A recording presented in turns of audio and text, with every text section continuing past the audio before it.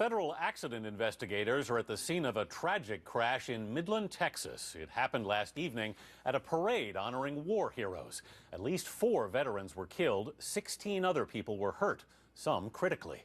Anna Werner reports witnesses describe a scene of grief and shock.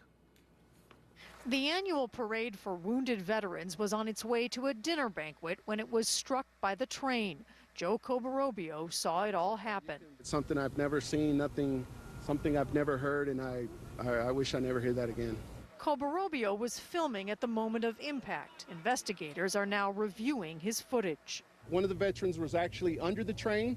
I did not know whether to run up to him, grab him, pull him out from under the train because the train was still moving fairly quickly, you know. The flatbed carrying the 26 people was the last float in the parade. The truck was traveling behind another group of veterans and was trailed by a police car. As the truck went across the tracks, witnesses tell us that the train signal sounded and the guardrails started to come down on top of the flatbed. Some witnesses say the driver started to cross the tracks before the truck in front had moved away. If true, the driver may have violated federal safety regulations. The National Transportation Safety Board is interviewing eyewitnesses, including the driver of the semi. Mark Rosekind is with the NTSB.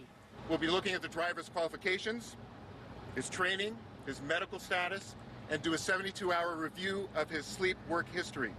It is the strength we deeply need. This morning, this tight-knit community held a vigil to remember the 4 who died. 47-year-old Army Sergeant Major Lawrence Boyvin was awarded a Silver Star and a Purple Heart for injuries during a 2004 tour in Iraq. 37-year-old Marine Gary Stouffer was deployed multiple times to Afghanistan, where he sustained a traumatic brain injury. He was 3 years shy of retirement. 43-year-old Sergeant Major William Lubbers died at the hospital. In 2003, he sustained a gunshot wound when his team was ambushed in Afghanistan. Sergeant Joshua Michael was the youngest, age 34. He pushed his wife off the truck, saving her life. Midland Mayor Wes Perry. The streets were lined with families.